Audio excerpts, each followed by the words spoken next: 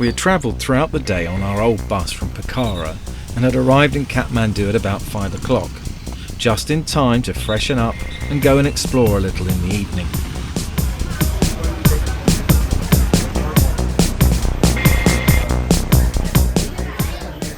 Where are we, Babs? We're in Kathmandu. Kathmandu. We're going to have some dirty burgers. But we're in, what's the name of the restaurant we're in? New Orleans. New Orleans Cafe in Kathmandu. New Orleans Cafe in Kathmandu. David's having a double cheeseburger and I'm having a steak. Yeah. With mushroom sauce. I wanted a really dirty burger and Angie wouldn't let me, so we come somewhere a little bit more salubrious. It's really nice. I like it. And there's live guitar playing from 7 o'clock. And here comes our mint lemonade right now. Oh, look at that. What is it? Mint lemonade? Mint lemonade. It's delicious. Yeah, it's quite nice.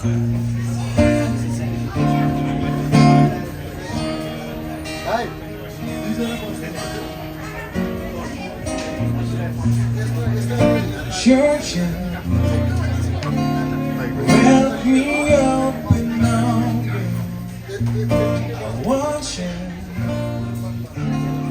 in my arms, so let me hold you.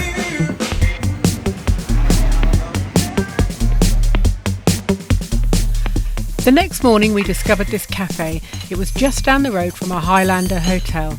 It sold great coffee and the pastries were just delicious.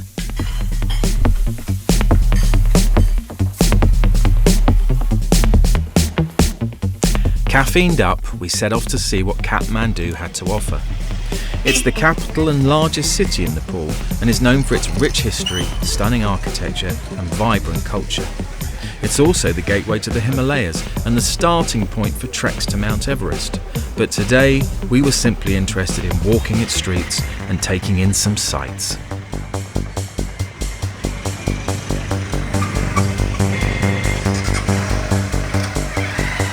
The narrow streets were hectic and alive with activity, with pedestrians, bicycles, rickshaws, motorcycles, and even the occasional cow weaving through the traffic.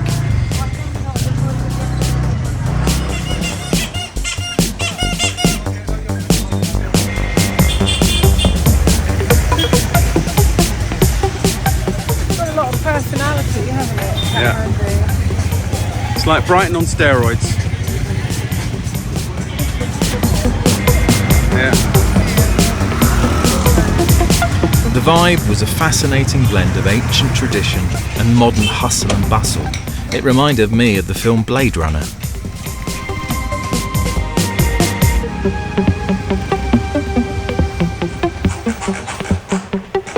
The roads were lined with shop fronts selling everything from traditional handicrafts and religious objects to trendy clothing and electronic goods. The buildings were amazing and often faced with traditional wooden structures and intricate carvings.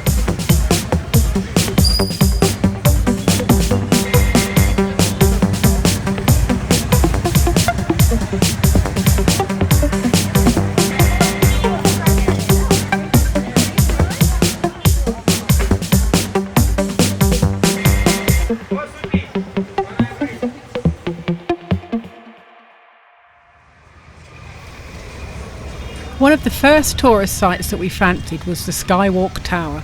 It was a short walk across the city in the Kamaldi district. At 78 metres tall, it would offer commanding views across the city and it seemed like a great place to start. Hello. Hello.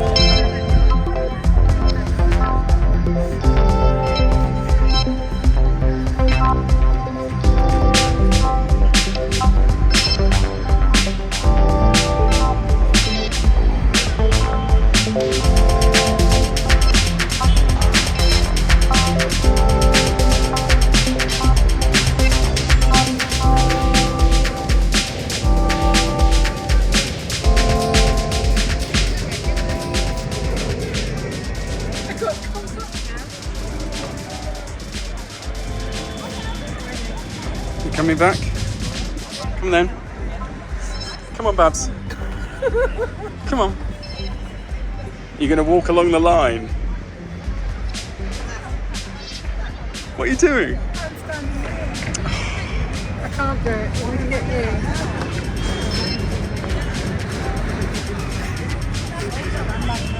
What do you mean you can't do it? Give me a hand again. Come on, come on. Don't touch me.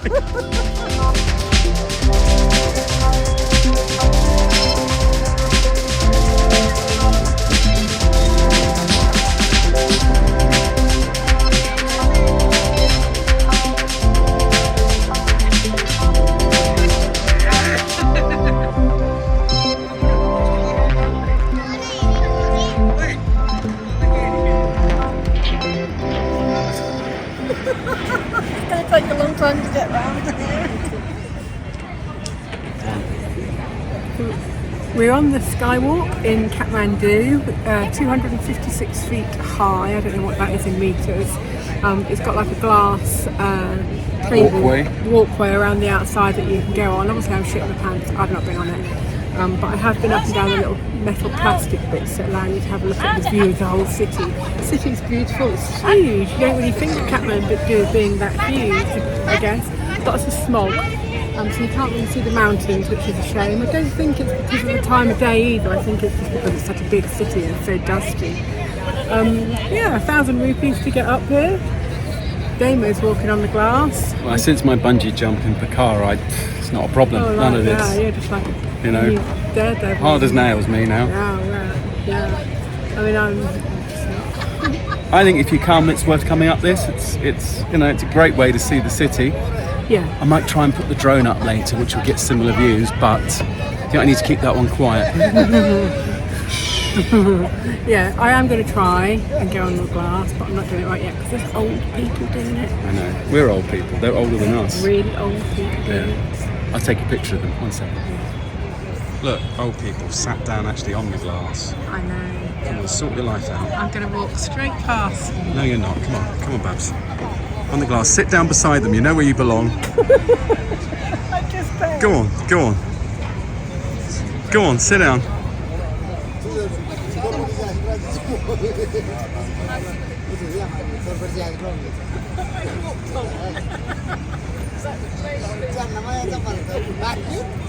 How could you sit there?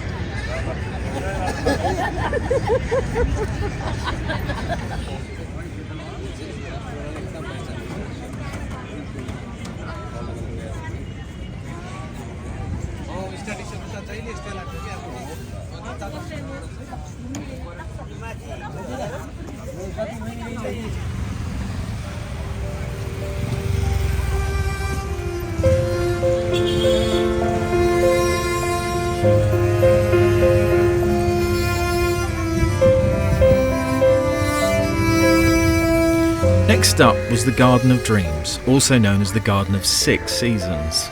Yeah, it was really beautiful, and the visitors can just stroll along its pathways, relax on the benches, and generally just escape the noise and chaos of the streets outside its walls. It was really lovely. Yeah, really nice.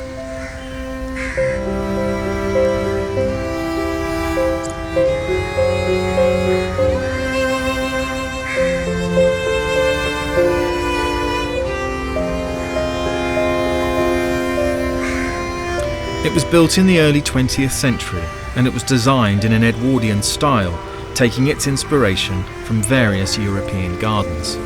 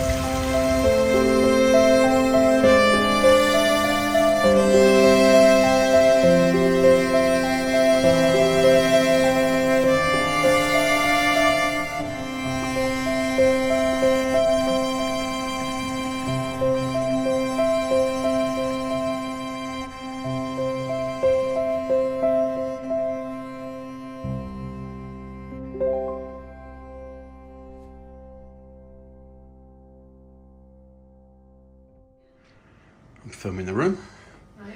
Okay. Oh look, there's Angie. There's Angie. This is our room in Kathmandu. It's probably one of the cheapest hotels we've stayed in. It's just over £10 a night. Aircon, where are we? Got a little TV and stuff and fridge down here. Loads of light. That's just one of the loveliest things about it. I don't think I've been in a room for 3 months that's had quite as nice light coming in. And there's a balcony out there we can use with seats and a thing up to the roof where you can go up and have a good nose around everything else. In here, usual accoutrements. That's the wrong word, but anyway, not sure it is a word. Nice toilet, shower, and this one, unlike others, if you let it run for about half an hour, it does go warm. I'm going to quickly go outside as well to show you what we've got here. As I was quite impressed. 1 second. Funny old stairs here, more light, lovely light. Out on the balcony. There's the sun coming up over Kathmandu. And down here we have another sort of balcony area that we can sit at. And just where it says thank you down there, if I can zoom in a little bit, there's just a little alleyway and it goes kind of out between, under that building and out to the other side, which is like a fairly busy touristy road. But at night you can't hear anything. It's lovely. It's just really quiet and chilled.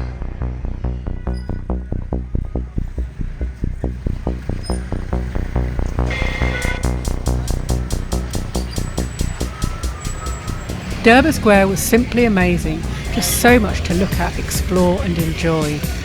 Located in the heart of Kathmandu, the square is a UNESCO World Heritage Site and is renowned for its rich cultural and archaeological significance. The square is just surrounded by so many palaces, temples and courtyards that it was just really difficult to know where to start.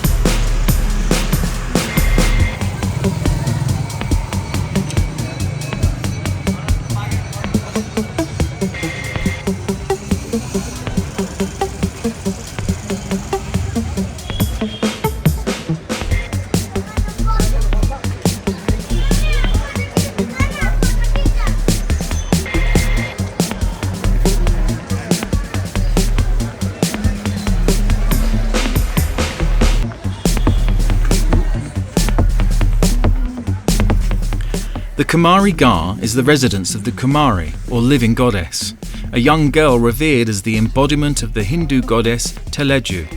At certain times she can be seen at one of these windows.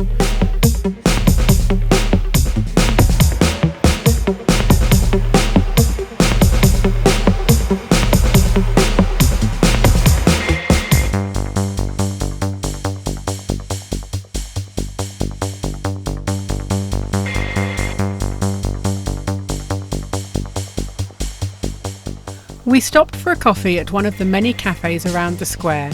It had a rooftop garden which gave us great views of the building and the souvenir market below.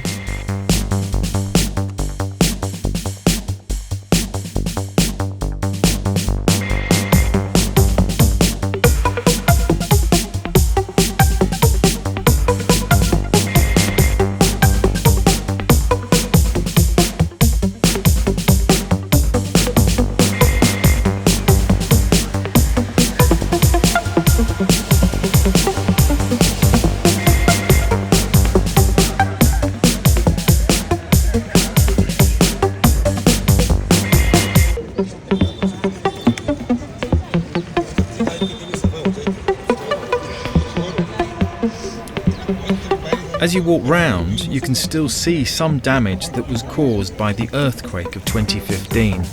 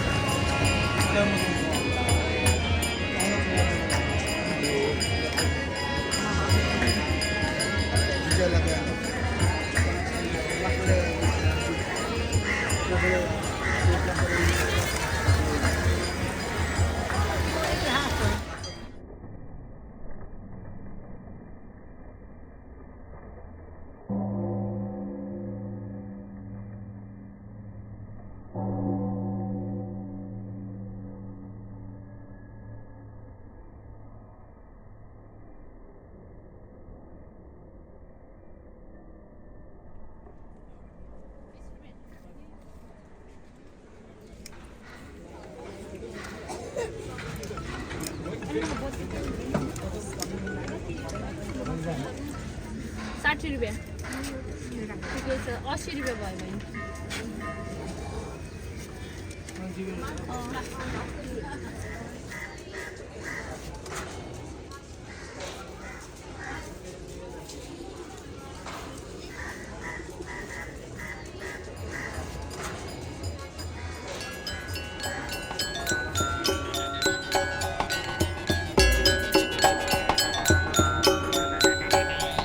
The Gadi Batak Palace was originally built in 1908 and makes a strange contrast to the traditional Nepalese architecture that dominates the square.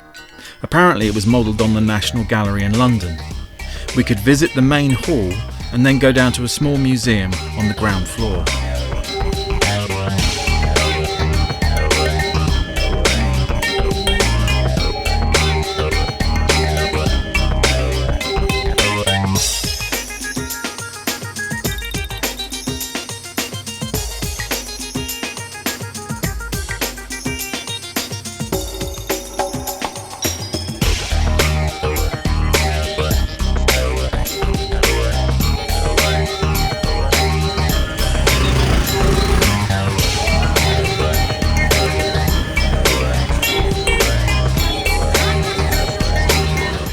On the way back to the hotel, we weaved our way through the market lanes and stopped for a bite to eat.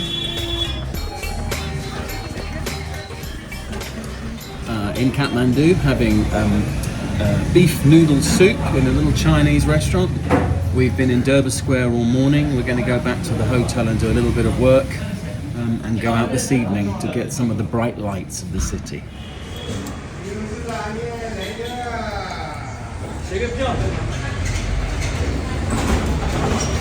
Just hope it's not too hot. Want some? Yeah. Like that much? Yeah. Hope that's not too hot, babes.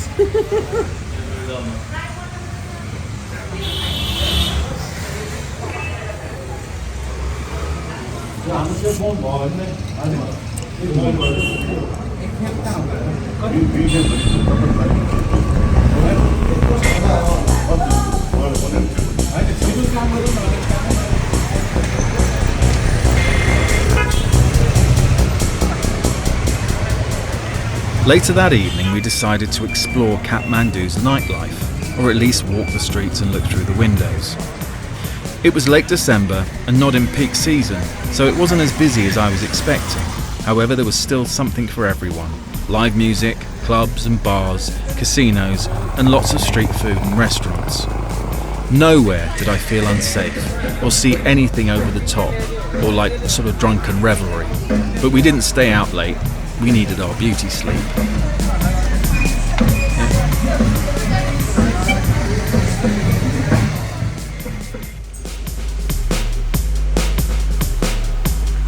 It was our final morning and we decided to rent a moped in order to get to some of the more out-of-the-way locations.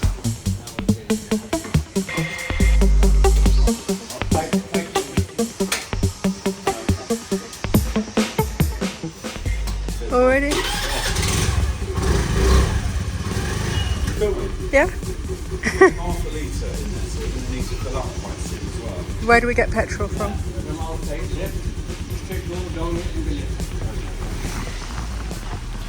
I had owned a Vespa back in the UK, so I felt pretty confident riding around on Kathmandu's hectic and unruly roads.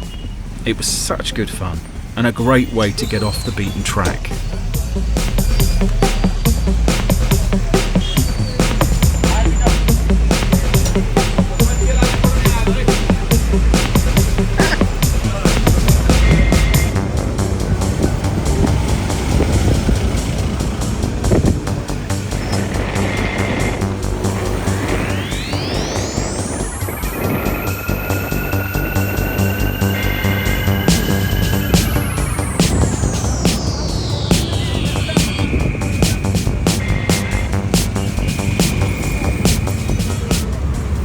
About 30 minutes out of the city centre and we arrived at Chandragiri.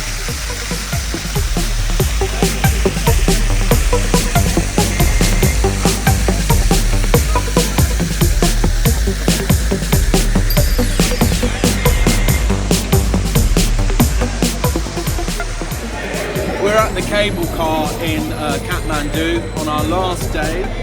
Chandragiri Hill. I mopeded over here with Angie clinging to me for desperation. And we're eating what flavour crisps? India's Magic Masala crisps. Anyway, better get in the queue.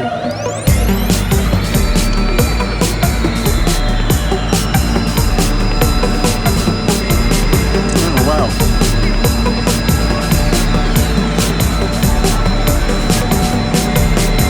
Go on, Babs, you can do it.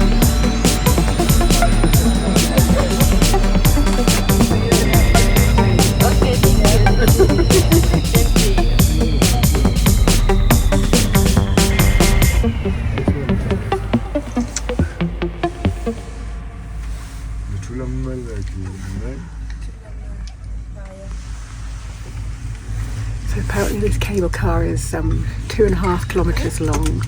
I don't know if we can get to see Everest at the top, I doubt it, but we can live in hope. We'll try. Yeah. I don't know. Is that it? Yeah, I think that's it. Oh, banter. Wow.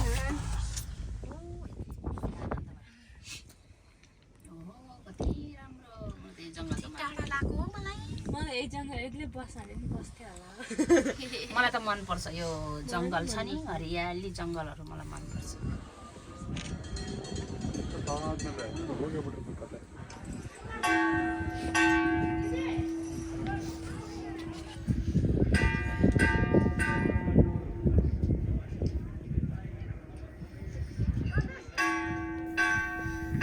Chandragiri Baleshwar Hindu Temple is dedicated to Lord Shiva and located at the hill's summit. Many pilgrims visit the temple to pay their respects and to seek blessings.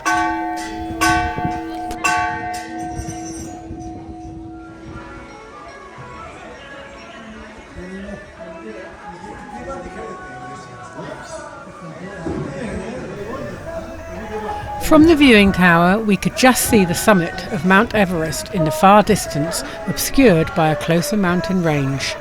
So Mount Everest is just off the centre on the range that you can see in the distance.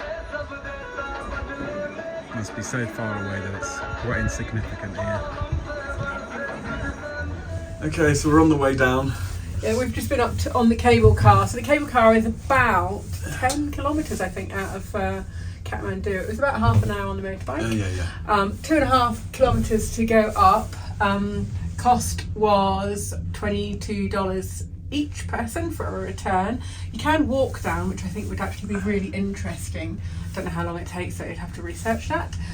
But you can see all of the mountain ranges from the top there. So you can see the Annapurna mountain range, which is over there. But the biggest thing though is you can see Everest. You can, but I think it's just over there. I think it's just disappeared because we've gone down and there was a mountain in front of it. Yeah. So Everest, honestly, it's not the biggest mountain. There's much bigger ones closer. It looks tiny.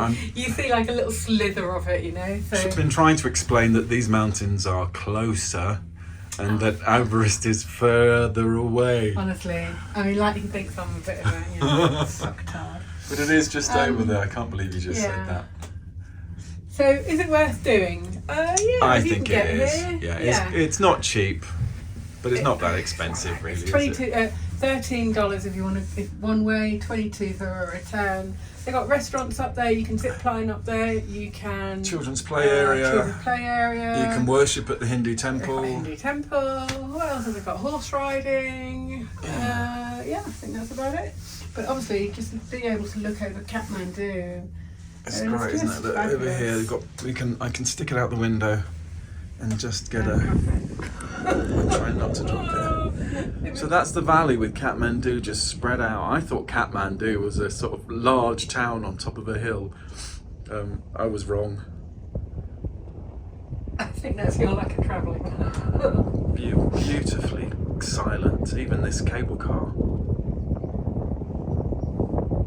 Wow. Yeah, it's fab. Onwards and upwards. Where are we going next, Babs?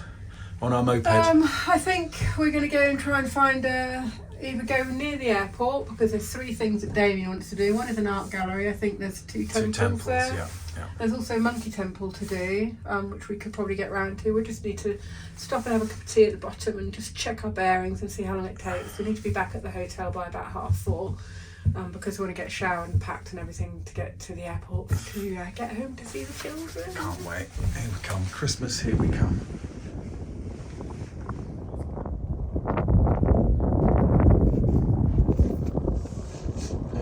It's 1 hour 20 minutes, Babs. We'll probably fall off on this bit. And we're off. I'm not doing this for very long.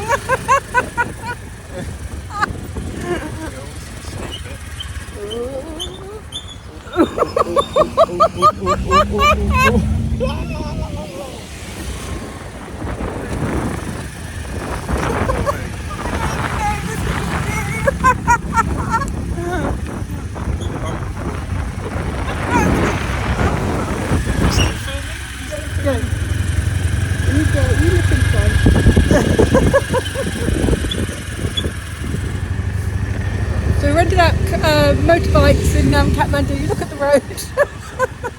Bit of a bump. So we have just been up on the cable cars and we are heading towards the airport now. Although we do need to go home today. We're going to the airport because there's 2 temples and an art gallery. And then we've got to go back to the hotel, get packed up and checked out for our flight.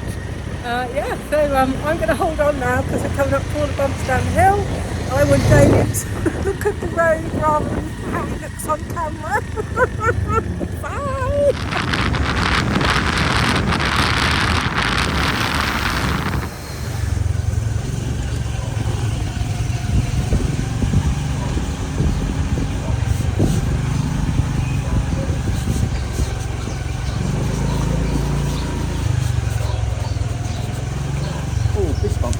We didn't know it, but it turns out that Pashupatinath is one of the most sacred Hindu temples in Nepal. It is dedicated to Lord Shiva, one of the main deities in Hinduism, and is considered to be one of the holiest pilgrimage sites for Hindus worldwide.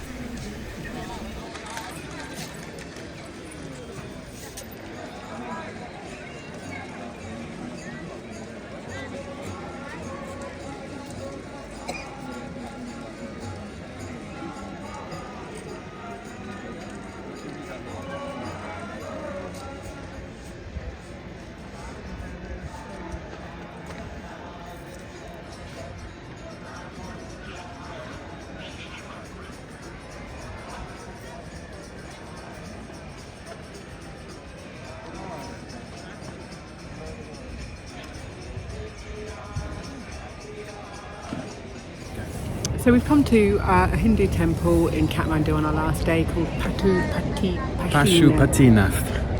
I think. The temple, we had to pay 1,000 rupees each to get in. You can't actually go into the temple itself because it's for Hindus only, but you can walk around the outside. When we were walking around the outside, we came across, we have to go across a river, and the river is actually where they do the Hindu burials. So they've got, probably, you can see the smoke in the background, maybe 6 or 7 burials going on today. So funeral pyres, so laying the body on top and then setting a light. Setting light to it and then burning it. And then just as we were sort of coming through the gates, they kind of brought another one wrapped up in orange cloth, who's just sitting on the side. And I think the weird thing that we find about it is that it's just like full of people sitting there having a cup of tea, and they're all sitting on benches and walking around, and it's like nothing's really special about it, because it's all part of life and death and the whole cycle that you go through, and no one really seems distressed about it and stuff. And I guess from a UK perspective, or from where we come from, you're used to, when people die, everyone cries and you all go to the funeral and there's tears, and obviously, and that, but it's just not like that here. And I don't know, what would you say? Well, culturally it's fascinating to see how they deal with the dead, I guess. And it's more of a saying goodbye. I'd need to look into it in a little bit more detail to really know what's going on here. And we've been told that the Hindu religion here in Nepal is really quite different to that of India. So it needs a little bit more investigating, but it's a fascinating place to come to, and I've never seen anything like it. Yeah, so again, for travelling and backpacking around Nepal, we rented out a motorcycle for 1,000 rupees for the two of us, and we've managed to get here, which is somewhere that I don't think you would come to if you were just staying in Kathmandu and doing trekking on its own. You probably wouldn't think about coming here. You just think, oh, it's another temple, but actually there's a whole different thing going on around it as well. So yeah, definitely worth coming to. It's fascinating. Really interesting.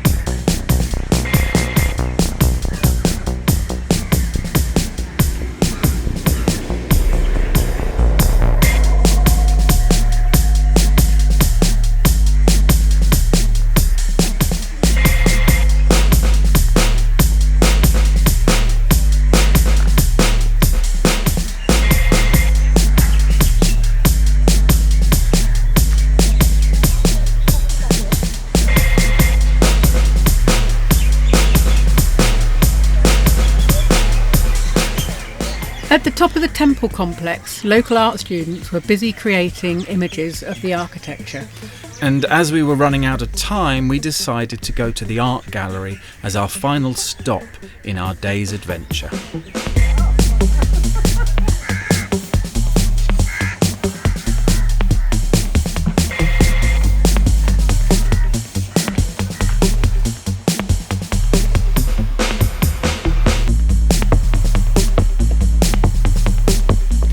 The Taragaon Gallery is an architectural museum dedicated to showcasing the architectural heritage of Nepal.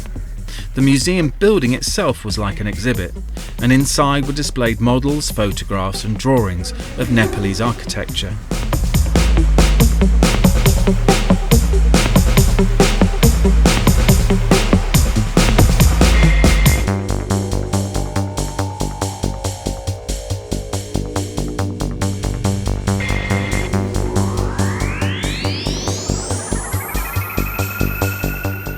It was an interesting and informative way to end our Kathmandu adventure, and all that remained was for us to get back to the hotel, but in the rush hour traffic.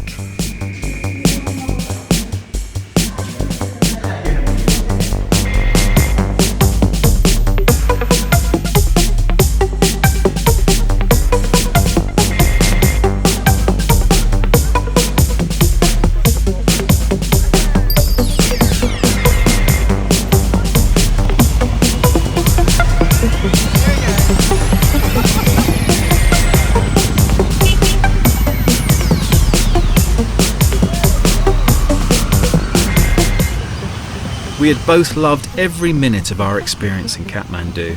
It had entertained on so many levels that we both agreed that we would return at some point in the not too distant future.